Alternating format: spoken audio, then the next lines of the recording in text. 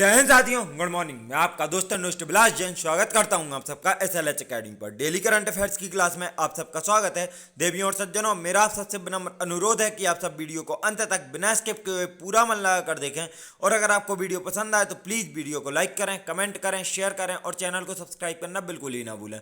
साथ ही bell icon press कर लें जिससे हमारी लेटेस्ट नोटिफिकेशन आपको तुरंत मिलती जाए। और दोस्तों याद रखें कि अगर आपको वीडियो कैसी भी लगती है तो उसका फीडबैक आपको कमेंट बॉक्स में ही देना है।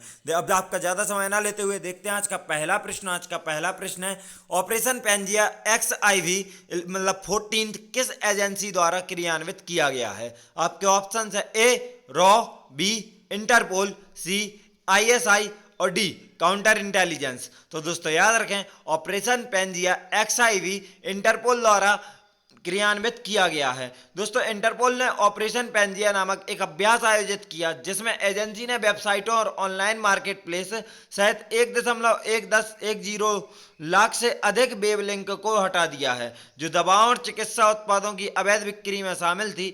इस ऑपरेशन में भारत ने भी हिस्सा लिया और भारत के साथ 92 देशों ने भी इस अभ्यास में भाग लिया। तो दोस्तों कुल कितने देशों ने भाग लिया? 92 देशों ने, जिसमें भारत भी शामिल है। ऑपरेशन पेंजिया में भाग लिया और वर्ष 2008 में प्रथम ऑपरेशन पेंजिया संचालित किया गया था। तो दोस्तों यह याद रखें, ऑपरेशन पेंजिया का यह 14वां संस्करण है जिसमें से पहली बार ऑपरेशन पेंजिया अगर देखा जाए कब आयोजित किया गया या संचालित किया गया तो 2008 में किया गया। याद रखें दोस्तों। आप अब नजर डालें इंटरपोल की तरफ। तो इंटरपोल की स्थापना 7 सितंबर 1923 को हुई थी जो कि वियना ऑस्ट्रिया में हुई थी। दोस्तों याद रखें, स्थापना कहाँ हुई है? वियना ऑस्ट्रिया में।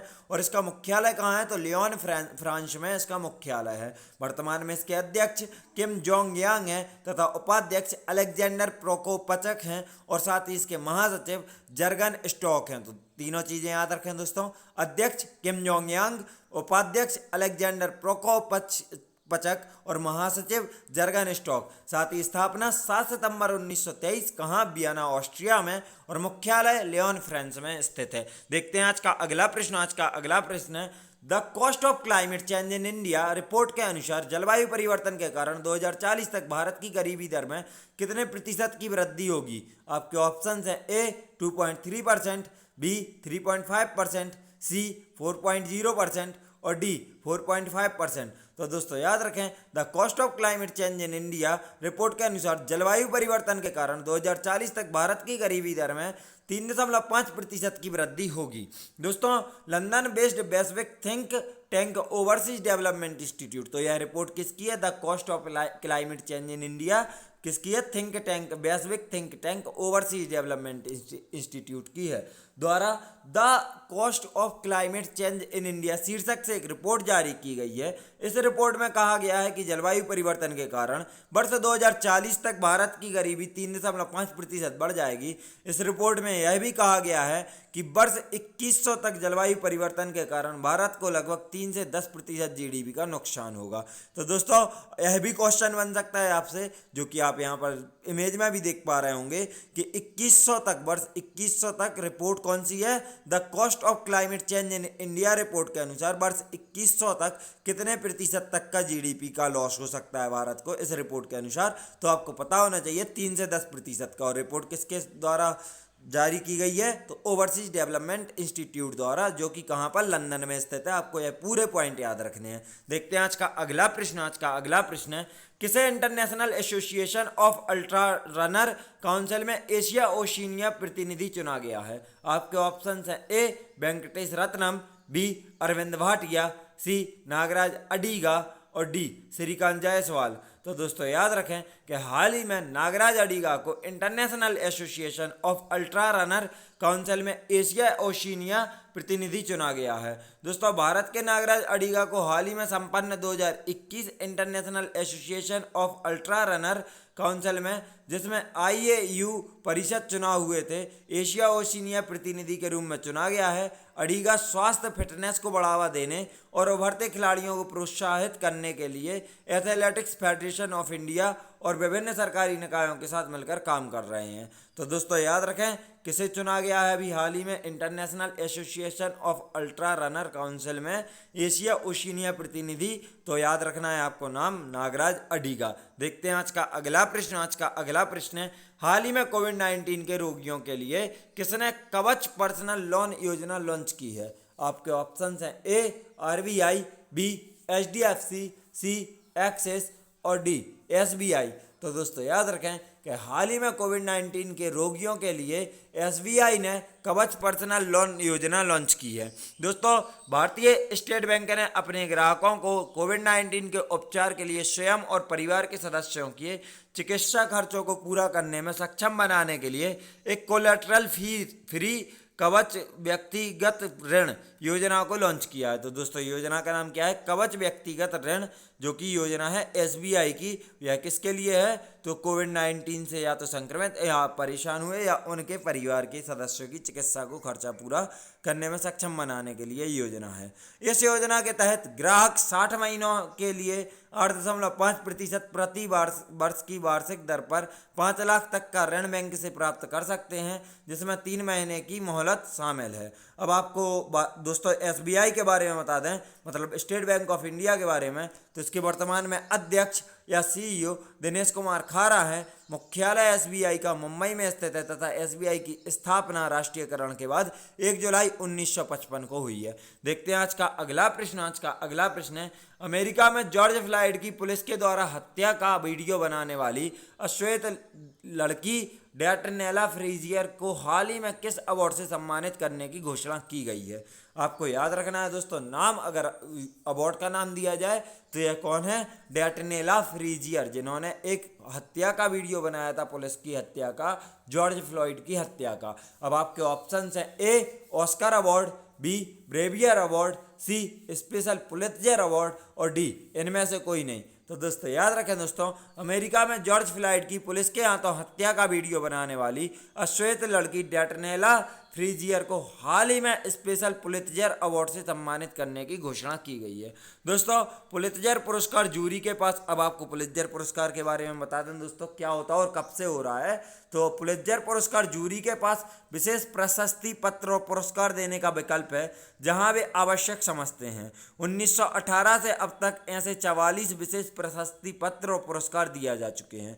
तो दोस्तों याद रखें लगभग 103 साल पहले इस पुरस्कार की स्थापना हुई थी और 1918 में यह दिया जाना स्टार्ट हुआ था। पहली बार भी यह 1918 में ही दिया गया था, लेकिन अभी तक कुल 44 लोगों को यह दिया गया है। तो 103 सालों में 44 को दिया गया है। यह जरूरी नहीं है प्रत्येक साल दिया जाए, यह तभी दिया जाता है जब जूरी को उचित लगता है, किसी को देना आवश्यक समझती है जूरी यहाँ की कि इनको दिया जाना चाहिए। पुरस्कारों में 16 पत्रकारिता पुरस्कार, 12 पत्र पुरस्कार, 14 संगीत पुरस्कार और 5 सेवा पुरस्कार शामिल हैं। तो दोस्तों 44 में क्या क्या शामिल है? 16 पत्रकारिता पुरस्कार, 12 पत्र पुरस्कार, 14 संगीत पुरस्कार और 5 सेवा पुरस्कार शामिल हैं। दोस्तों इस साल एक और शख्स को पुलित्जर पुरस्कार से सम्मानित करने की घोषणा की गई है। तो आप याद रखें, उसके लिए बैनर अलग से डाला गया है इसी में नीचे कि ब्रिटेन में रहने वाली भारतीय मूल की पत्रकार कौन है दोस्तों? मेघा राजगोपालन। दोस्तों कहाँ रहती हैं? ब्रिटेन में रहती हैं, भारतीय मूल की हैं, मेघा राजगोपालन का नाम है, को हाल ही में पुलित्जर अवार्ड से सम्मानित करने की घोषणा की गई है। देखते हैं आज का अगला प्रश्न। आज का अगला प्रश्न है, निम्न में से किसने हाल ही में एथलीटों के प्रशिक्षण के लिए केंद्रीय एथलीट चोट प्रबंधन प्रणाली लॉन्च की है? आपके ऑप्शन है A Rajnath Singh, B Kiren Rijiju, B C Hardeep Singh Puri और डी नरेंद्र सिंह। तो दोस्तों याद रखें कि हाल ही में किरेन रिजिजू जो कि खेल मंत्री हैं भारत में, इन्होंने हाल ही में एथलीटों के प्रशिक्षण के लिए केंद्रीय एथलीट चोट प्रबंधन प्रणाली लॉन्च की है। दोस्तों खेल मंत्री श्री किरेन रिजिजू ने हाल ही में ओलंपिक 2024 और उसके बाद के एथलीटों के प्रशिक्षण के लिए केंद्रीय एथलीट चोट प्रबंधन प्रणाली लॉन्च की है। यह खेल मंत्रालय द्वारा एथलीटों को दी जाने वाली स्पोर्ट मेडिसिन और स्वास्थ्य लाभ सहायता को सुव्यवस्थित करने के लिए अपनी तरह की पहली पहल है। तो दोस्तों इसके तहत इनको स्पोर्ट्स पर्सन को स्पोर्ट मेडिसिन और स्वास्थ्य लाभ सहायता को सुव्यवस्थित तौर पे पहुंचाने की कोशिश रहेगी। और वर्तमान में खेल मंत्री कौन है? किरेन रिजिजू हैं, याद रखना है दोस्तों। और इन्होंने कौन सी प्रणाली लॉन्च की है? तो केंद्रीय एथलीट चोट प्रबंधन प्रणाली लॉन्च की है। देखते हैं आज का अगला प्रश्न। आज का अगला प्रश्न है, पुर्तगाल के लिस्बन एथलेटिक्स मीट में पुरुषों के किस खेल में नीरज चोपड़ा ने गोल्ड मेडल जीता है? आपके ऑप्शन है ए तैराकी, बी हॉकी, सी भाला फेंक और डी फुटबॉल। तो दोस्तों याद रखें कि पुर्तगाल के लिस्बन एथलेटिक्स मीट में पुरुषों के भाला फेंक खेल में नीरज चोपड़ा ने गोल्ड मेडल जीता है। हाल ही में पुर्तगाल के लिस्बन एथलेटिक्स मीट में पुरुषों के भाला फेंक में 13.18 मीटर भाला फेंक कर भारत के लिए गोल्ड मेडल जीता है। उन्होंने पहले प्रयास में 80.71 मीटर भाला फेंका था और छठे और अंतिम प्रयास में 83.18 भाला फेंका था, जिसके लिए उन्हें गोल्ड मेडल दिया गया। और किसने जीता है दोस्तों? तो नीरज चोपड़ा नाम है, आपको याद रखना है क्योंकि आपसे पूछा जा सकता है कि पुर्तगाल के लिस्बन एथलेटिक्स मीट में भारत के लिए किसने भाला फेंक में गोल्ड मेडल जीता। तो आपको पता होना चाहिए कि नीरज चोपड़ा ने गोल्ड मेडल जीता कहाँ? भाला फेंक में। देखते हैं आज का अगला प्रश्न। आज का अगला प्रश्न है, हाल ही में किस पर्यावरणविद को जलवायु कार्रवाई के लिए एक अंतर्राष्ट्रीय सलाहकार समूह में नियुक्त किया गया है? आपके ऑप्शन है ए सुनीता नारायण, बी सुमन नारायण, सी सुजीत नारायण और डी संगीता नारायण। तो दोस्तों याद रखें कि हाल ही में सुनीता नारायण जो कि एक पर्यावरणविद है, इनको जलवायु कार्रवाई के लिए एक अंतर्राष्ट्रीय सलाहकार समूह में नियुक्त किया गया है। दोस्तों हाल ही में स्वीडिश अंतर्राष्ट्रीय विकास सहयोग मंत्री के द्वारा पर्यावरणविद सुनीता नारायण को, किनके द्वारा दोस्तों? स्वीडिश अंतर्राष्ट्रीय विकास सहयोग मंत्री हैं जो, उनके द्वारा इनको जलवायु कार्रवाई के लिए एक अंतर्राष्ट्रीय सलाहकार समूह में नियुक्त किया गया है। सुनीता नारायण हरित राजनीति और अक्षय विकास की महान समर्थक है। दोस्तों याद रखें यह भारतीय मूल की हैं और इनका सिलेक्शन किया गया है, नियुक्त किया गया है। तो कहाँ पर? जलवायु कार्रवाई के लिए एक अंतर्राष्ट्रीय सलाहकार समूह में नियुक्त किया गया है इनको। किसको? सुनीता नारायण को। देखते हैं आज का अगला प्रश्न। आज का अगला प्रश्न है, अंतर्राष्ट्रीय ओलंपिक समिति ने किस वर्ष के लिए ओलंपिक की मेजबानी के लिए ब्रिस्बेन को देने की घोषणा की है? आपके ऑप्शन है ए 2023, बी 2007, सी 2027, सी 2032 और डी 2035। तो दोस्तों याद रखें कि अंतर्राष्ट्रीय ओलंपिक समिति ने हाल ही में 2032 के लिए ओलंपिक की मेजबानी के लिए ब्रिस्बेन को देने की घोषणा की है। मतलब यहाँ से याद रखना है दोस्तों आपको कि 2032 में ओलंपिक की मेजबानी कौन करेगा? ब्रिस्बेन। अंतर्राष्ट्रीय ओलंपिक समिति ने हाल ही में 2032 के लिए ओलंपिक की मेजबानी के लिए ब्रिस्बेन को देने की घोषणा की है। इस वर्ष जनवरी तक यह स्पष्ट माना जा रहा था कि ब्रिस्बेन वर्ष 2032 तैयारियों की उन्नत स्थिति में था। दोस्तों याद रखें 2032 ओलंपिक कहाँ आयोजित किए जाएंगे? तो ब्रिस्बेन में, यह आपको याद रखना है। देखते हैं आज का अगला प्रश्न। आज का अगला प्रश्न है, भारत और किस देश ने हाल ही में भारतीय कामगारों की भर्ती पर सहयोग के लिए समझौता ज्ञापन पर हस्ताक्षर किए हैं? आपके ऑप्शन हैं A Japan, B Britain, C Kuwait और डी ऑस्ट्रेलिया। तो दोस्तों याद रखें भारत और कुवैत देश के ने हाल ही में भारतीय कामगारों की भर्ती पर सहयोग के लिए समझौता ज्ञापन पर हस्ताक्षर किए हैं। भारतीय राजदूत कौन थे? सिबी जॉर्ज और कुवैत के विदेश मामलों के उप मंत्री मजदी अहमद अल लफरी ने हाल ही में भारतीय कामगारों की भर्ती पर सहयोग के लिए समझौता ज्ञापन पर हस्ताक्षर किए हैं। यह समझौता भारतीय घरेलू कामगारों को एक कानूनी ढांचे के भीतर लाता है। देखते हैं दोस्तों आज का अगला प्रश्न। आज का अगला प्रश्न है, 14 जून को विश्व भर में कौन सा दिवस मनाया जाता है? आपके ऑप्शन है ए विश्व विज्ञान दिवस, बी विश्व डाक दिवस, सी विश्व रक्तदान दिवस और डी विश्व जल दिवस। तो दोस्तों याद रखें 14 जून को विश्व भर में विश्व रक्तदान दिवस मनाया जाता है। इस दिवस को मनाने का उद्देश्य सुरक्षित रक्त उत्पादों की आवश्यकता के बारे में जागरूकता बढ़ाना है। वर्ष 2004 में स्थापित इस कार्यक्रम का उद्देश्य रक्तदाताओं सुरक्षित जीवन रक्षक रक्त के दान करने के लिए उन्हें प्रोत्साहित करते हुए आभार व्यक्त करना है। तो दोस्तों स्थापना कब हुई है विश्व रक्तदान दिवस की?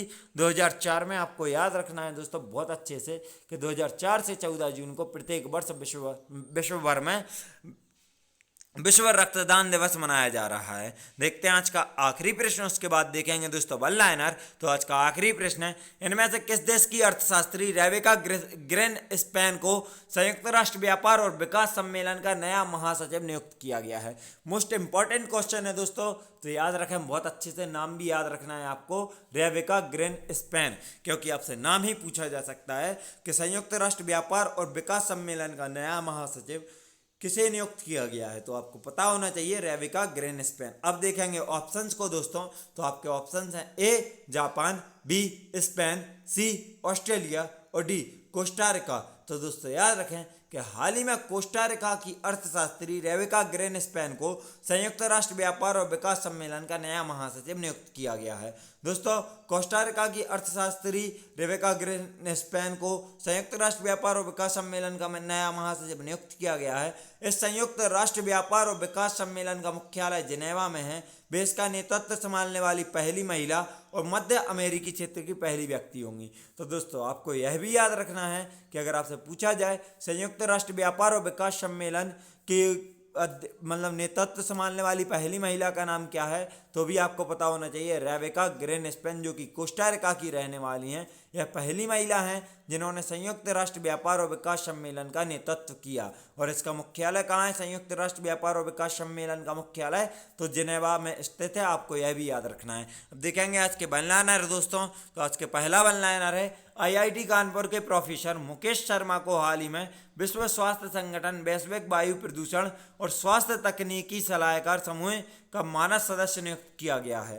तो दोस्तों आपको याद रखना है, अगर आपसे पूछा जाए कि विश्व स्वास्थ्य संगठन वैश्विक वायु प्रदूषण और स्वास्थ्य तकनीकी सलाहकार समूह का मानद सदस्य किसे नियुक्त किया गया है, तो आपको याद रखना है प्रोफेसर मुकेश शर्मा को, जो कि किस आईआईटी से हैं यह भी याद रखना है, आईआईटी कानपुर से हैं। आज का दूसरा वन लाइनर है दोस्तों, भारत के मिजोरम राज्य के विश्व के सबसे बड़े परिवार के मुखिया जियोना चाना, नाम याद रखें दोस्तों, विश्व के सबसे बड़े परिवार के मुखिया थे यह कौन थे?